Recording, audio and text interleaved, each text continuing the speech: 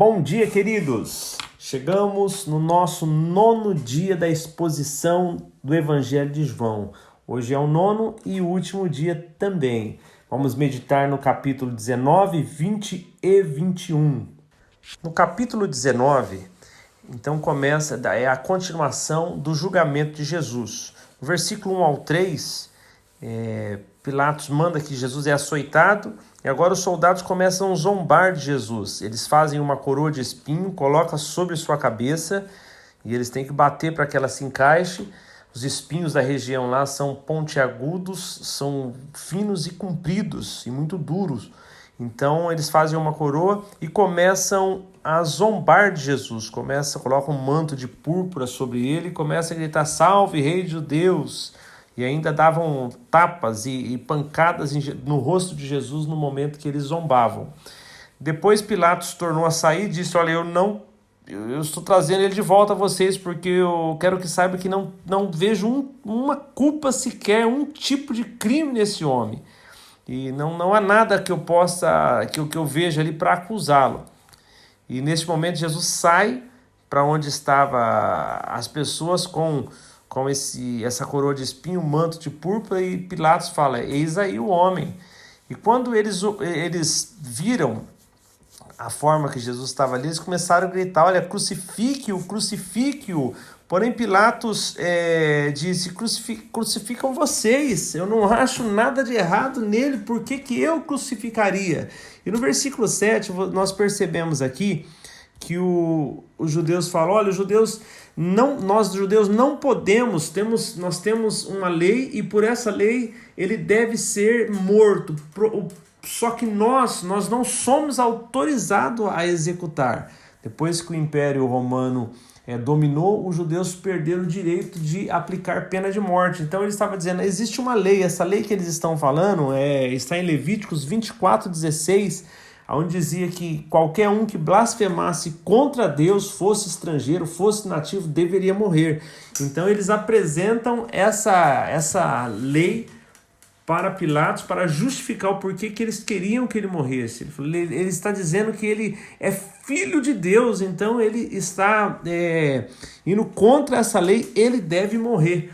E nós vemos que após eles falarem que ele era filho de Deus, lembrando que Pilatos ele era um romano, ele tinha uma concepção diferente. César era tido como um deus, então ele tinha concepção diferente do que era divino, da concepção dos judeus. E quando Pilatos ouviu isso, ele ficou amedrontado com tal informação. Ele voltou para dentro e perguntou para Jesus: "Peraí, da onde você veio?" Jesus não respondeu nada a ele. E aí Pilatos, para dar uma pressionada, falou: eu tenho autoridade para perdoá-lo e tenho autoridade para poder mandar crucificá-lo." Aí Jesus rebate dizendo: "Olha, você não tem nenhuma autoridade sobre mim, a não ser a que você recebeu do céu, que te foi dado do céu." E aí Jesus fala para ele: "Olha, aquele que me entregou a você, maior pecado tem", que foi Caifás que entregou ele a Pilatos. Então, diante disso, dessa conversa entre Jesus e Pilatos ali, Pilatos viu que não tinha o que fazer, ele queria perdoar, ele saiu lá e disse: "Gente, olha, imagine, agora eles estão falando que ele falou que é filho de Deus, será que esse cara é divino?" E isso trouxe mais temor a Pilatos. E quando ele sai no versículo 12 para dizer para os judeus: "Olha, eu tenho que perdoar ele, não dá para seguir com isso que vocês estão dizendo." Eles começaram a apelar e disseram: "Olha, se você perdoar este homem, você não é amigo de César." Porque qualquer pessoa que se intitulasse rei estava se levantando contra César. E detalhes, todos os povos ali dominados pelos judeus odiavam César, porque César ele era tirano. E todo o que estava ali sob o governo de Roma era tirano, então ninguém gostava de estar submetido a ele. Mas neste momento eles preferiram dizer isso porque isso era apelativo. Pilatos ficou numa saia justa ali: ou ele seria amigo de Jesus e o libertaria porque não encontrou o pecado, ou ele seria amigo de César e estaria tudo resolvido. Ele não sofreria nenhum tipo de risco de vida, porque se chega uma informação para César que ele estava ali conspirando, Pilatos com certeza seria torturado e morto.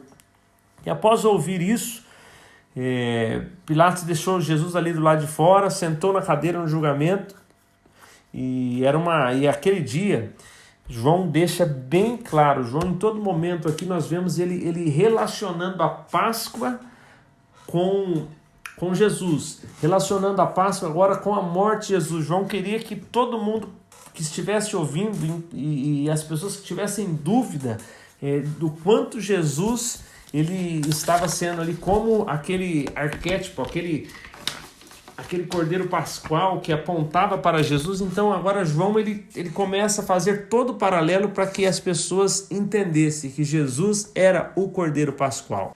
E por volta da meio-dia, Pilatos sai e fala: olha, eis aqui está o rei de vocês. E eles gritaram: mate-o, crucifique-o, mate-o. E Pilatos disse: devo crucificar o rei de vocês? Pilatos não sabia, mas estava profetizando ali exatamente o que já dizia as Escrituras. E aí eles deram uma resposta tão terrível, eles responderam assim: o nosso rei, não temos rei, a não ser César. Eles estavam dizendo: o César é o nosso único rei. Um tirano que eles não concordavam, não aceitavam, tinham raiva dele, mas naquele momento eles colocaram César acima de Jesus, colocaram de uma maneira cruel para dizer: crucifica esse porque o nosso rei é César. Então Pilatos cedeu ao pedido deles e entregou Jesus para ser crucificado. Então levaram Jesus, carregando sua cruz, rumo ao Gólgota. E ali eles cegaram, crucificaram ele e dois malfeitores, um de cada lado. E Pilatos mandou fazer uma placa, e nessa placa estava escrito: Jesus, o Nazareno, rei dos judeus. Mais uma vez Pilatos ali estava profetizando, dizendo aquilo que as Escrituras já apontavam e que os judeus não estavam enxergando. Ele colocou ali em 3 idiomas. Isso colocou ali em latim, grego e em aramaico. Isso prova que Jesus não era só o rei dos judeus, mas o rei do mundo. E aí quando os judeus viram aquela placa, ficaram irritados e disseram para Pilatos: não escreva rei dos judeus, escreva: este homem disse ser o rei dos judeus. E Pilatos respondeu a eles: o que eu escrevi, eu escrevi. Agora se cumpre mais uma palavra que está em Salmos 22:18. Jesus já estava crucificado e os soldados romanos agora tiraram as roupas deles, dividiram em 4 partes, uma para cada soldado, porém o manto de Jesus, por ser uma peça única, eles lançaram sorte. Então se você ler lá em Salmo 22:18, você vai ver que os soldados estão também aqui validando essa escritura. Neste momento Jesus olha ali, lá do alto que ele estava na cruz, olha, está ali sua mãe, estava a irmã dela, estava Maria, esposa de Clopas, e Maria Madalena. Elas estavam todas ao pé da cruz. E aí Jesus viu que Maria, sua mãe, e o discípulo a quem ele amava, que era João, estavam próximos um do outro. E Jesus ali de cima da cruz disse: olha, mulher, aí está seu filho.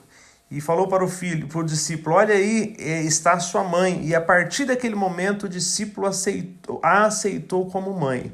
Eu quero puxar um detalhe aqui, que João fala que era o discípulo a quem ele amava, a quem Jesus amava. Todos se dispersaram, todos os apóstolos se dispersaram, todos se foram e Jesus estava ali. Então que você possa compreender que o amor de Jesus, o amor de Deus sobre as nossas vidas, ele nos fortalece. Com todo o perigo que todos estavam passando, João era um discípulo tão amado por Jesus, ele sentia esse amor, ele o percebia, que ele não se importou com nenhum risco, ele estava ali junto com Jesus. Então, quando você compreende o quanto você é amado por Jesus, quanto o amor de Deus, como foi lido ontem, no capítulo 17, e você percebe que Deus te ama, que Jesus morreu porque te amou primeiro, que você não escolheu, Ele escolheu você primeiro. É este amor que fortalece, que faz com que nós ultrapassemos barreiras humanas, barreiras nossas, limitações nossas, para que continuemos seguindo a Jesus, sendo fiel a Ele, e nós não arredamos o pé, porque somos amados pelo nosso Senhor. Agora Jesus, sabendo que toda a palavra já havia se cumprido, tudo que estava escrito a respeito dele foi se cumprindo em cada detalhe. Jesus, sabendo que faltava muito pouco para finalizar, Jesus fala: eu tenho sede.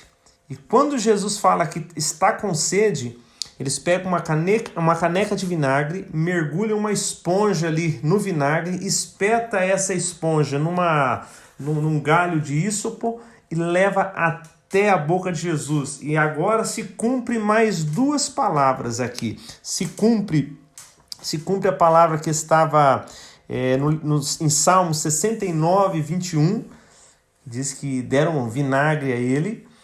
Em Êxodo 12, 22, esse galho de ísopo é quando eles molhavam também no sangue do Cordeiro Pascual e passava nos umbrais das portas. Então se cumpre mais duas palavras, e após acontecer isso, Jesus, ele dá aquele brado que diz: está consumado. Em algumas versões, tudo está consumado.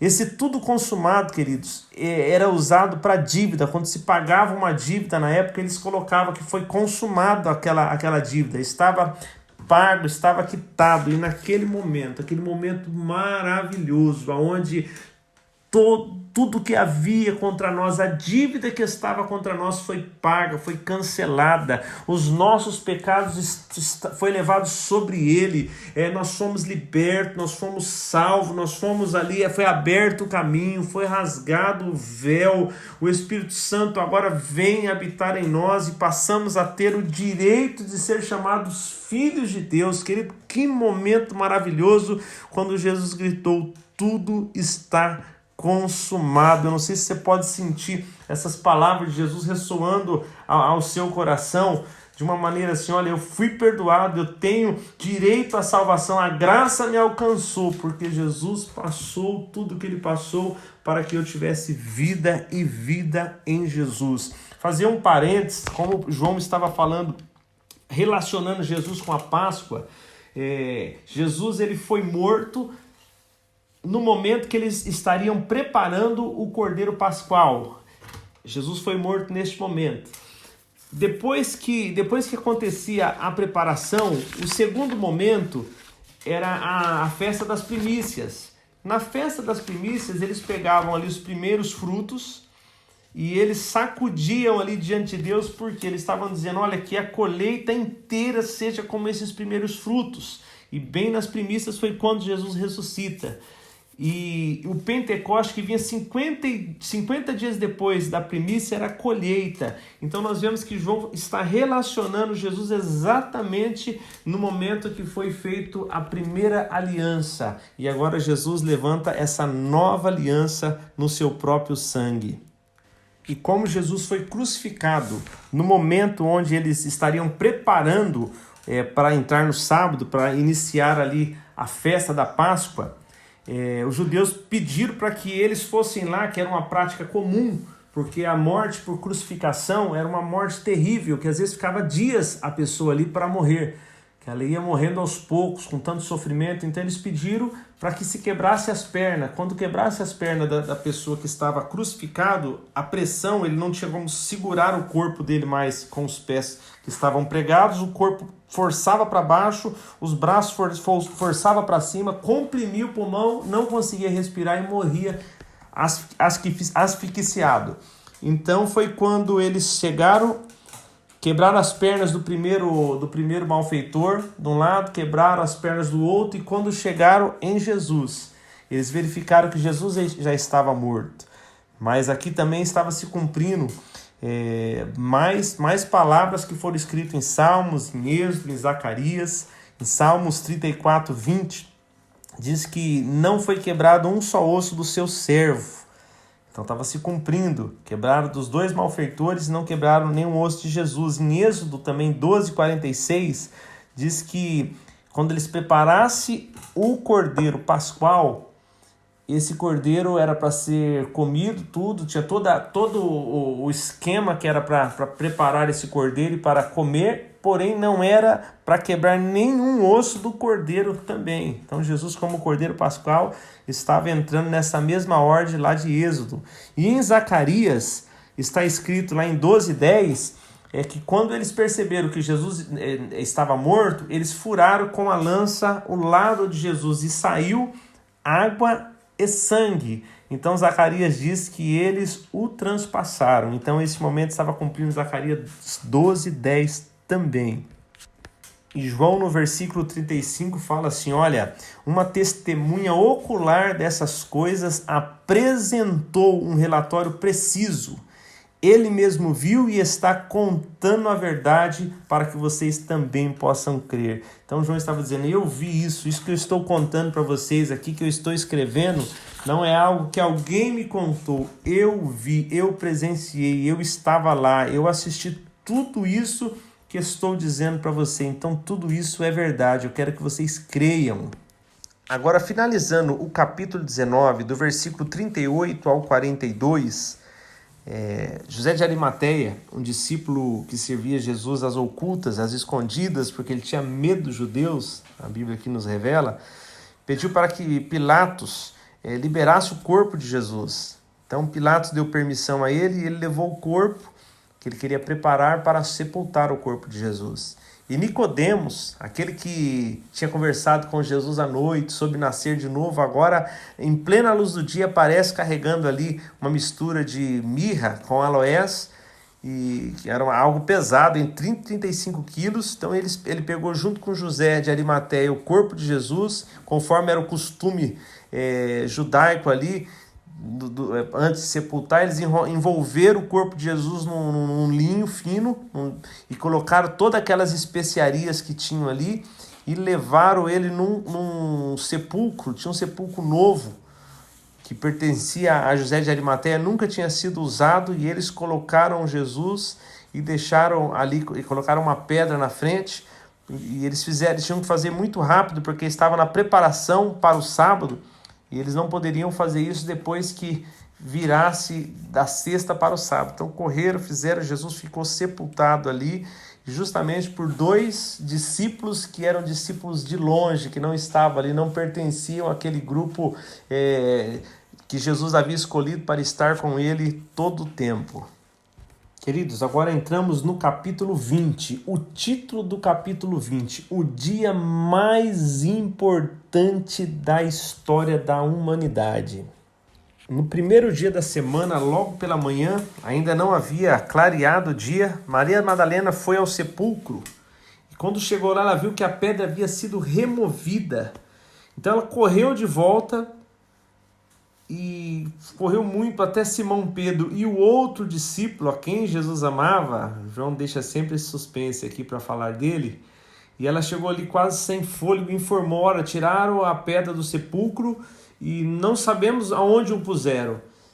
E Pedro e o outro discípulo imediatamente correram. E eles correram muito, só que o outro discípulo chegou primeiro.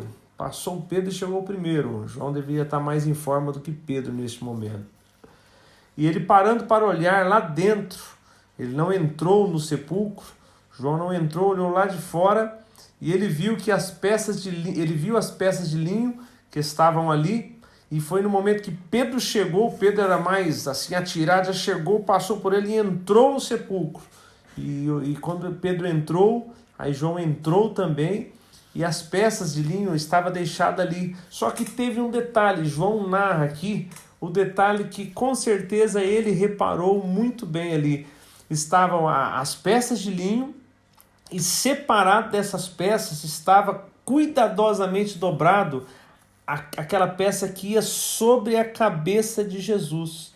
Então ele percebeu, se alguém tivesse roubado o corpo, ia sair levando, ou ia levar tudo, ou ia deixar tudo caído. Então estava o pano que cobriu Jesus e agora o que estava enrolado em sua cabeça, separado e dobrado.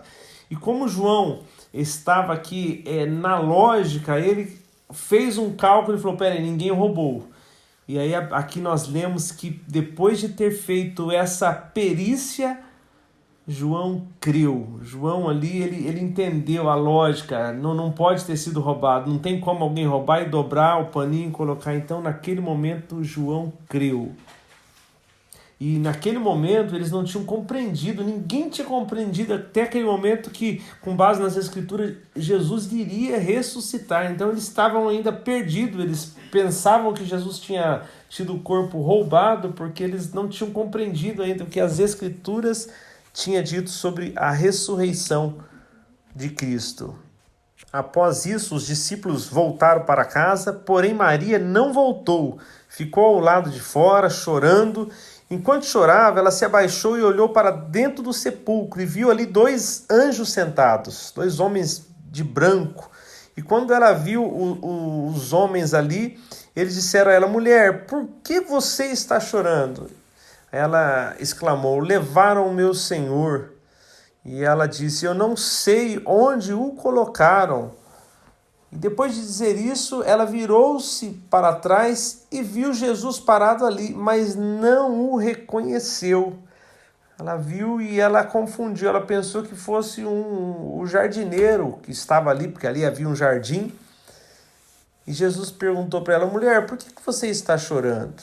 A quem procura?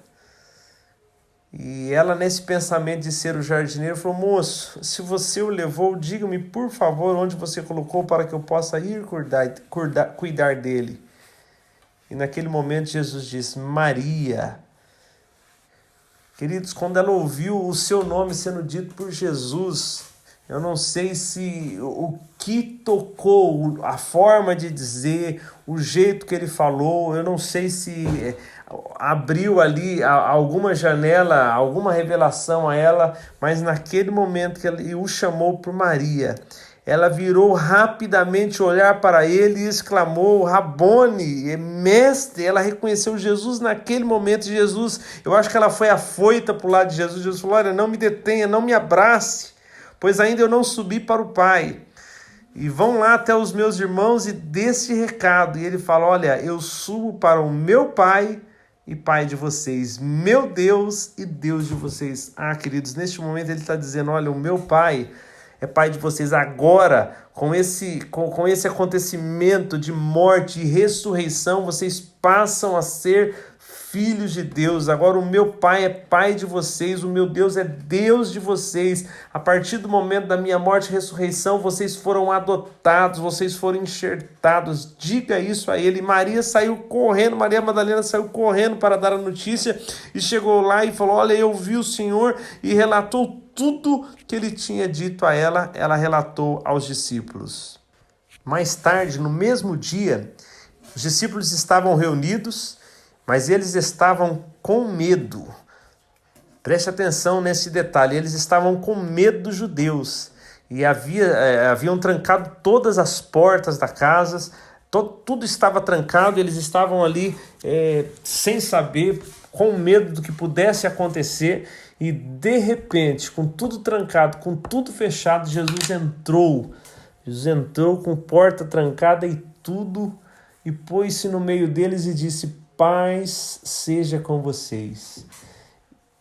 E mostrou a eles as suas mãos e o seu lado. E vendo o Senhor com os próprios olhos, os discípulos ficaram exultantes. E Jesus repetiu a saudação: paz seja com vocês. Assim como o Pai me enviou, eu envio vocês.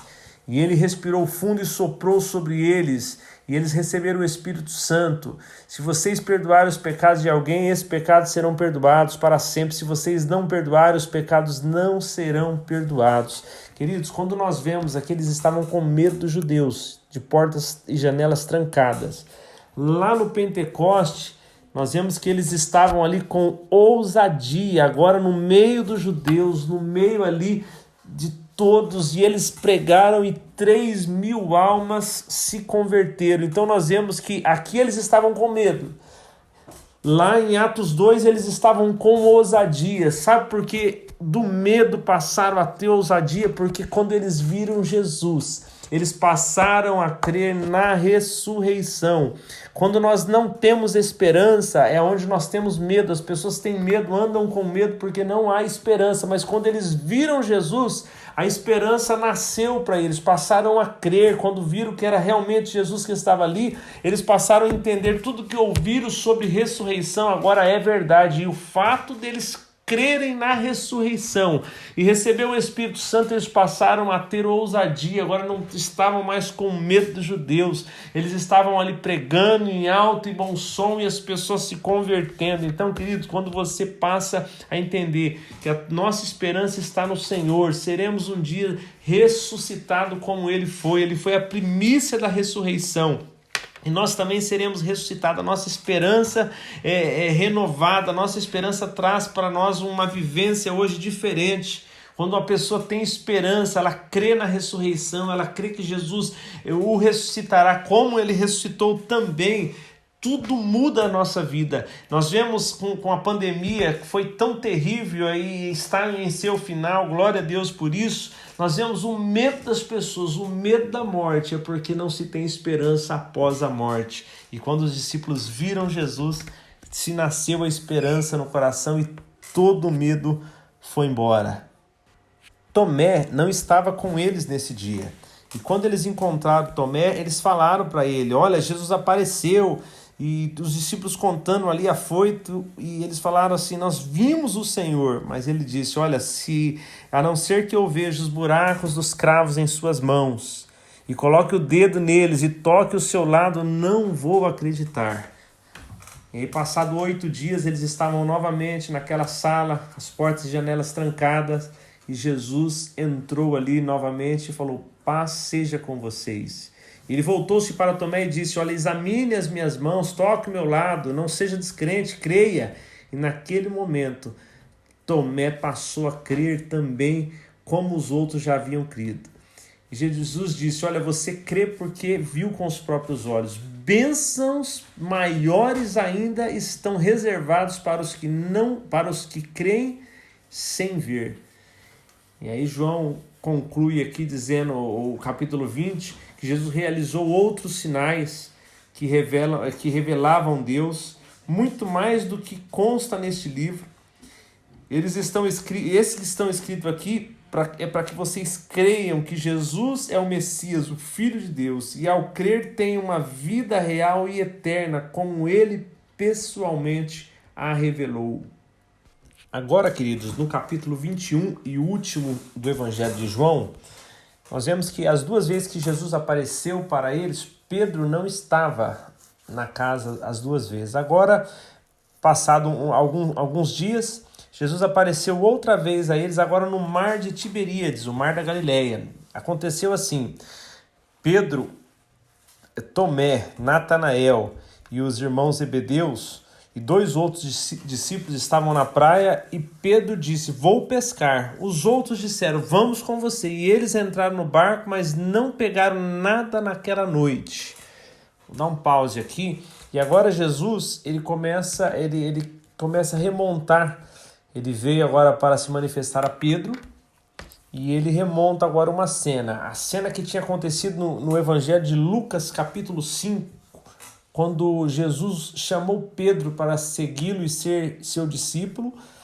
Aconteceu ali uma pesca maravilhosa. Eles não tinham pegado nada, Jesus falou para jogar nas águas mais profundas e eles pegaram muitos peixes. E agora Jesus chega e está amanhecendo o dia, Jesus está em pé na praia e eles não reconhecem que é Jesus. E Jesus diz, olha, paz seja com vocês, pegaram alguma coisa para comer? E eles responderam, não. Aí Jesus disse, lance a rede ao outro lado do barco e veja o que acontece. Então Jesus, remontando a cena de Lucas capítulo 5, que foi o momento que Jesus chamou Pedro. Pedro agora não se considerava nem discípulo mais, porque ele havia negado Jesus por 3 vezes, tinha passado aquela angústia.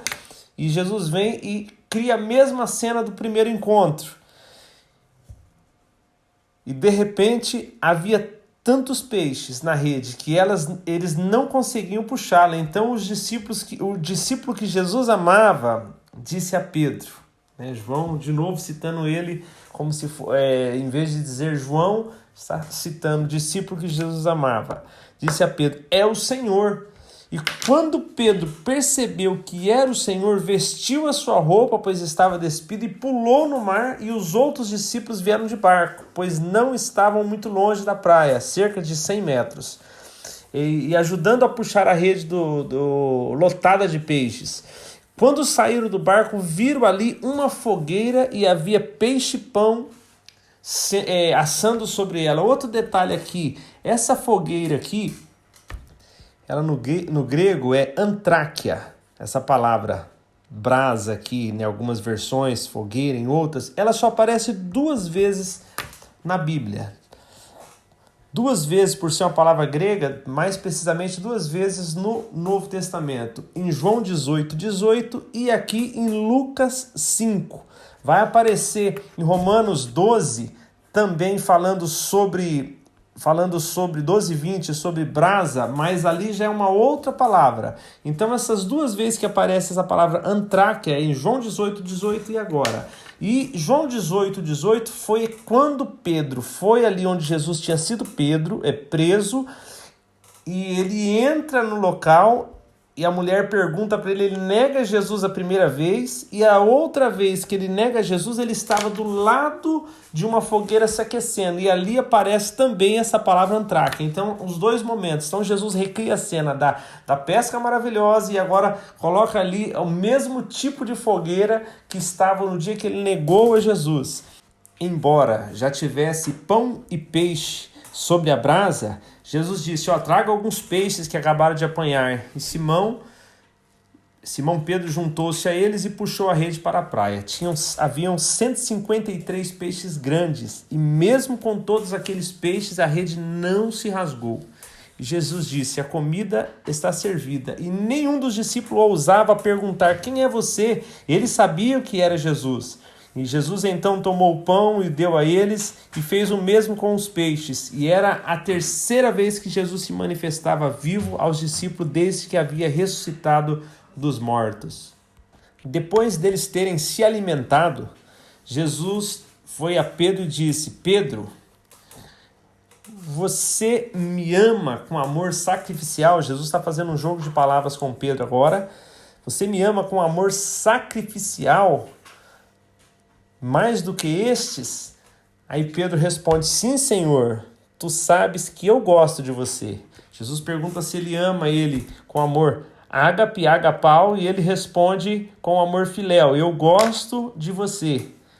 Nós vemos agora um Pedro diferente, em outro momento, quando Jesus falou, olha, o filho do homem tem que ser preso e tal. Não, mas ninguém vai fazer isso. Se for preciso, eu dou minha vida. E ele estava era um Pedro exagerado. Agora nós vemos um Pedro mais contido depois de tudo que se passou. E ele fala para Jesus, eu filéu, eu gosto de você. Aí Jesus fala, então alimenta os meus cordeiros.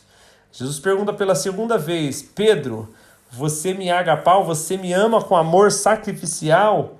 E Pedro responde, Senhor, tu sabes que eu gosto de você. E Jesus diz, tome conta das minhas ovelhas. Jesus perguntou pela 3ª vez, agora ele muda. Jesus não pergunta mais se ele o ama com amor sacrificial, agapau. Ele fala assim, Pedro, você me ama, você gosta de mim? Você é filéu? E naquele momento Pedro ficou aborrecido, porque ele estava perguntando pela 3ª vez e agora usando, Pedro, você gosta de mim? Então ele respondeu, Senhor, tu sabes o que eu te amo, tu sabes que eu gosto do Senhor. E Jesus disse, olha, alimenta as minhas ovelhas, alimenta os meus cordeirinhos. E vou dizer uma verdade, quando você era jovem, vestia-se e ia para onde queria, mas quando for velho, estenderás as mãos, enquanto outra pessoa irá vesti-lo e levá-lo para onde você não quer ir. Ele disse isso para indicar o tipo de morte no qual Pedro iria glorificar a Deus, e em seguida ordenou, siga-me. Então nós vemos que Jesus recriou a cena do primeiro siga-me para que Pedro fosse restituído, estendeu graça e verdade para Pedro naquele momento. Virando a cabeça, Pedro percebeu que João estava ali por perto. Aí Pedro perguntou a Jesus, Senhor, e o que vai acontecer com ele? Jesus respondeu: e se eu quiser que ele viva até que eu volte, o que você tem com isso? Siga-me você. Foi por isso que se espalhou um boato entre os irmãos de que aquele discípulo não morreria, mas não foi isso que Jesus disse.